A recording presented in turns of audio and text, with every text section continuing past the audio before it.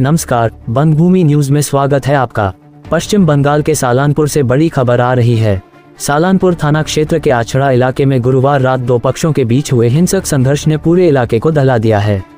जमीन के विवाद से शुरू हुई ये लड़ाई अब सड़क जाम और राजनीतिक आरोप प्रत्यारोप तक पहुंच चुकी है। क्या है पूरा मामला, जानने के लिए देखिए हमारी यह खास रिपोर्ट। घटना गुरुवार रात की है। आछड़ा कर्मतीर्थ भवन के समीप सामदी सड़क पर उस वक्त हड़कंप मच गया जब new Holi angel public school की किताबों के सैंपल्स और सामग्री उतारने को लेकर दो पक्ष आपस में भिड़ गए। आरोप है कि मामूली विवाद ने देखते ही देखते खूनी संघर्ष का रूप ले लिया। लाठी डंडों, ईंटों और रिवॉल्वर के बल से किए गए हमले में दोनों पक्षों के कई लोग गंभीर रूप से घायल हैं। स्थिति इतनी गंभीर हो गई कि एक पीड़ित को आसनसोल जिला अस्पताल रेफर करना पड़ा। घटना के पीछे दो अलग अलग दावे सामने आए हैं। स्कूल संचालक संजय शुक्ल का कहना है कि वे अपने मामा के पैतृक घर में स्कूल का सामान रखवा रहे थे, तभी स्थानीय लोगों ने काम रोककर उन पर और उनके भाई पर जानलेवा हमला कर दिया। वहीं दूसरे पक्ष के बाबन धीवर ने इन आरोपों को खारिज करते हुए कहा कि वे केवल संदिग्ध पेटियों के बारे में जानकारी लेने गए थे, जिस पर उन्हें निशाना बनाया गया। इस बीच परिसर में खड़ी एक बुलेट बाइक को फूंकने की भी कोशिश की गई। रात का तनाव शुक्रवार सुबह और अधिक बढ़ गया। घटना के विरोध में स्थानीय ग्रामीणों और भाजपा समर्थकों ने सड़क पर टायर जलाकर चक्का जाम कर दिया। सड़क पर वाहनों की लंबी कतारें लग गईं और जनजीवन अस्त व्यस्त हो गया। सूचना मिलते ही रूपनारायणपुर पुलिस फाड़ी की टीम मौके पर पहुंची और काफी मशक्कत के बाद जाम खुलवाया। अब ये पूरा मामला पूरी तरह राजनीतिक रंग ले चुका है।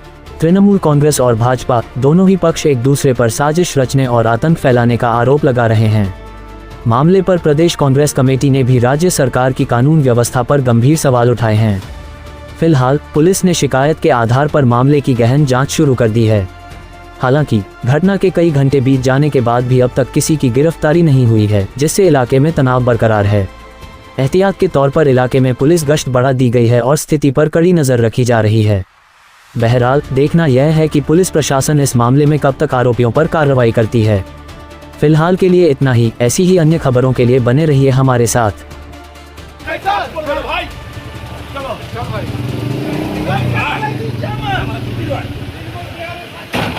আমাদের দুজন রূপনারায়ণপুর থেকে বাড়ি যাচ্ছিল, তো দুটো চার চাকা গাড়ি দেখছে না, পেটি পেটি মাল কি সব ঢুকো বার করা করছে। তো সেটা জিজ্ঞেস করে যে কি কি ঢুকাচ্ছ, বলছে তোর এই করি ওই করি, নানা রকম মুখ কিস্তি করে গাল দেয়। তখন বলে তোকে আমি শুধাইলাম, ভালো করে শুধাইলাম, কি কি বেটে জিজ্ঞেস করতে পারি না, ইয়া হঙ্গেছি ওই হঙ্গেছি নানা রকম দিয়ে পরে গালাগালি করতে করতে মার আমার বাবার চোখে মেরে দিচ্ছে রিভলভার নিয়ে বট করে মেরে দিয়েছে। ও তো অত বুঝতে পারে নাই, বট করে পেয়েছে, তা করতে ফোন করে আমাদের সকল ছেলেগুলো আসে, দিয়ে পরে দমাদম মায়ের। এবার রিভলভারের কাছে কেউ ভিড়ছে নাই, ওই জন্য আমাদের ছেলে এতগুলো আহত। নাহলে দুজনকে মার্ডার করতে কতক্ষণ লাগে? হ্যাঁ, ওরা দুজন ছিল, আর আরও ওদের যখন ঝামেলাটা হয় তখন আরও পাঁচজন আসে। ওর পাঁচজন মিলে আর এইদিকে দমাদম শুধু ইটের বৃষ্টি আর বন্দুকের মাঠে মার। আমার নিউ হোলি এঞ্জেল পাবলিক স্কুলের এই বছরের যে বুকসগুলো, সেই নতুন বুকসের স্যাম্পলস নিয়ে সমস্ত বই নিয়ে যখন ঢোকে, আমার স্কুলের পাশে আমার ভাইয়ের যে ঘর, আমার মামার পৈতৃক সম্পত্তি বাস্তু ঘর, ওটা সেই ঘরটি আমরা সব সামানপত্র যখন ঢোকানোর সময় কয়েকজন দুষ্কৃতী এসে আমার ভাইকে তখন বলে যে তোরা এখানে কেন ঢোকাচ্ছিস? আমাদের নিজেদের বাড়িতে নিজেরা মাল ঢোকাচ্ছি না, এই বাড়িতে ঢুকতে পারবি না, এটা আমাদের ভেস্টেড জায়গা। ভেস্টেড জায়গা আমার নিজের বাড়ি কি ভেস্টেড জায়গা হয়? আমার তো পৈতৃক সম্পত্তি, তার দলিল আছে, তার রেকর্ড আছে, তার সমস্ত কিছু আছে, আর স্কুলের বই রাখছি।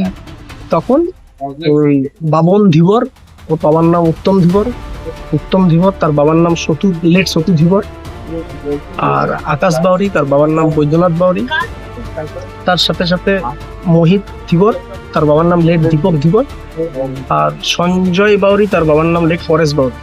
এরা ওখানে দুষ্কৃতিমূলক আচরণ করে মারধর করে, জিনিসপত্র কিছু ভাঙচুর, আপনারা দেখেছেন, স্পটে গেছেন দেখেছেন, ভাঙচুর করেছে। আমার ভাইয়ের গাড়িটাতে আগুন লাগিয়ে দিয়েছে এবং পুলিশ সেটা রিকভারিও করেছে। ভাইয়ের মাথা ফেটে গেছে, ভাইকে অলরেডি রেফারও করেছে আসানসোল এসডি হসপিটালে, সেখানে নিয়েও যাচ্ছি। ভাইয়ের মাথা থেকে ব্লাড বন্ধ হচ্ছে না। অ্যাকচুয়ালি ব্যাপারটা হচ্ছে সাধারণ মানুষকে যেভাবে হেনস্থা করেছে এরা টিএমসি থাকাকালীন, যখন টিএমসি সরকার ছিল তখন, তো সেই সমস্ত মানুষ এদের ওপর মানে অতিষ্ঠ হয়ে গেছিল এবং সেই মানুষের জনরশ্মি এটা প্রকাশ্যে এখানে দেখা গেছে। হ্যাঁ, এরা বলছে তো এরা কোনো দলের সঙ্গে যুক্ত নেই, এরা তো কোনো পলিটিক্যাল পার্টির সঙ্গে যুক্ত না। ওনার কাকা টিএমসির উপপ্রধান ছিলেন, সঞ্জয় শুক্লের ওয়াইফ টিএমসির সদস্য আছেন, সমিতির সদস্য নির্বাচিত হয়েছেন। তো কি করে বলতে পারছে যে এনারা কোনো দলের সঙ্গে যুক্ত নেই? আমরা শিক্ষক থেকেও পঞ্চায়েত অফিসে কি করে কাজ করছে? একটা ব্যক্তি দুটো কাজ কি করে করছে? একটা স্কুলের প্রধান শিক্ষক হয়ে নিয়োগ হয়েছে এবং তার সাথে সাথে পঞ্চায়েতে কাজ করছে, পঞ্চায়েত সরকারি কাজ করছে। কিভাবে কাজ করছে? দুটো কাজ একসাথে কি করে হয় সেটারও তো একটা করা দরকার আছে।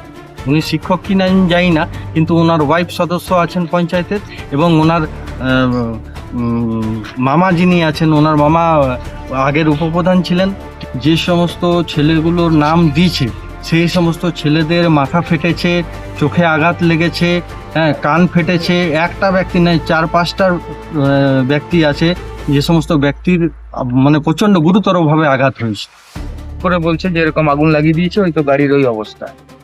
তেমন কারা করেছে, কি ব্যাপার, তোদের সাথে কি ঝামেলা? বলে আমাদের সাথে কিছুই না, স্কুলের বইপত্র এসেছিল, খাতাপত্র এসছে, আমরা গোডাউনে নামাচ্ছিলাম।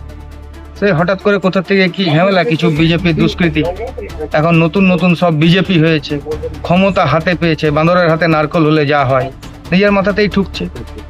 ওরা রাজনীতির থেকে কোনো ইয়েতে নেই, ওরা সাধারণ স্কুল চালায়। ওরা এইভাবে মানুষের উপর আক্রমণ করে কি ক্ষমতার অপব্যবহার করছে। বাংলার মুখ্যমন্ত্রী বলছে আইনের শাসন, এগুলো যদি আইনের শাসন হয়, এইভাবে যদি যারা স্কুল চালায় তাদের উপরে হামলা করছে, এইভাবে যদি গাড়িতে আগুন লাগিয়ে দেওয়া, বাড়িতে আগুন লাগিয়ে দেওয়া, এগুলো কোন ধরনের রাজনীতি? পক্ষ থাকবে, বিপক্ষ থাকবে, বিরোধিতা থাকবে, নীতির বিরোধিতা হবে। কাউকে মেরে ধরে মাথা ফাটিয়ে দিয়ে তাকে এই হসপিটালে ট্রিটমেন্ট হলো না, তাকে এখন জেলা হসপিটাল নিয়ে যেতে হয়েছে। এগুলো কি ধরনের রাজনীতি? এই যদি গুন্ডাগিরি করবে, এই গুন্ডাগিরির শাসন যদি বাংলায় প্রতিষ্ঠা করতে চাইছে, তাহলে বাংলার মানুষ চিন্তা করুক কাদেরকে এনেছে। গুন্ডাগিরির রাজনীতি করে টিকে থাকা যায় না, আর বাংলা বিশেষ করে এই গুন্ডার রাজনীতি পছন্দ করে না। 34 বছরের সিপিএম গেছে, 15 বছরের তৃণমূল গেল, মানুষ বলতে শুরু করেছে, এরা 5 বছরও টিকবে কিনা সেটা সন্দেহ।